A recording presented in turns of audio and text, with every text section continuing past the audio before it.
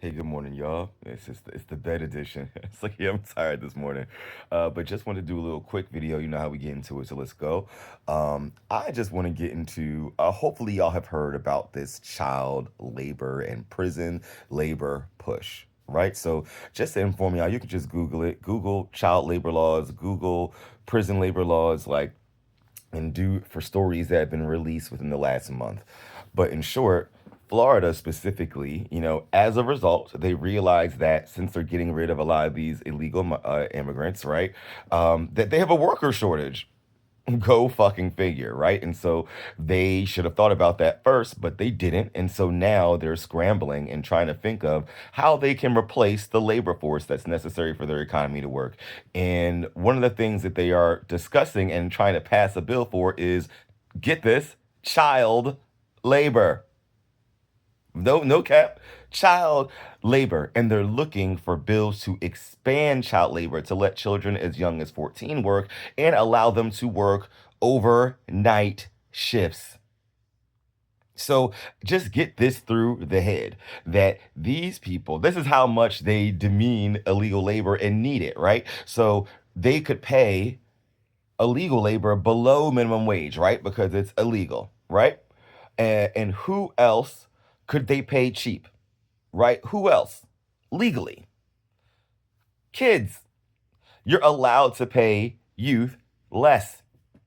And in fact, if you look at the Republican explanation for minimum wage, because they're always like, oh, the minimum wage, we're keeping it, we're keeping it. Why is their justification? Most Republicans will tell you that the minimum wage is for kids. Specifically, it's for teenagers and first jobs, just to work a couple of jobs, and then they expect you to graduate. But that minimum wage is actually in their methodology designed for kids. So they want you to, and it's like, let's say if you're replacing labor, why should kids be just making minimum wage? Their labor is important, right? You can't find adults for that job. So now you're just getting kids in desperate situations because who is actually going to work an overnight job at the age of 14? Who? What child? A child that should fucking be in school, right? Child that should be getting free lunches. Like, what economic condition, are you allowing in the state of Florida that would be okay for a child to work overnights that should be in school? It's kind of fucking crazy. Like, so just get what they're saying. They're okay with child poverty.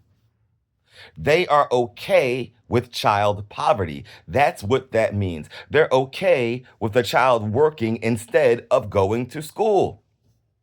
Because if a 14-year-old is working overnight, how are they going to school? Is that their only shift? Are they supposed to go to school, go home, do homework, and then work overnights and get up and go back to school? Is that what we're saying we want for our children? And whose children are going to be doing that? Not wealthy children, not middle class children, just poor kids who already have disadvantages. And meanwhile, while they're telling the kids they can work at midnight, they're also telling them that they can't get free school fucking lunch, right? It's crazy. And this is not just Florida. These are many states that are trying to do this right now. Like, do you stand for that? Do you stand for bringing child labor back in full fledged and paying them sub wages to do it, all while not educating them and not giving them resources that they need for their families? It's almost like you're trying to regulate these kids into poverty forever, right? That's what happened before the Great Depression. Kids could not go to school. It's literally insane, all while you're unfunding public education as well and lowering standards and leaving it up to the same states that are saying you're going to leave children's education exclusively up to Florida, who's upping child labor. You don't think those things are in competition at all? The needs of labor for child labor versus the needs to educate children. Like, you think those needs can go together? And see whose needs are getting prioritized. And let's not even get into prison work, right? If that is that even legal? It's like slavery. They pay them like 10 cents on the dollar. You okay with that?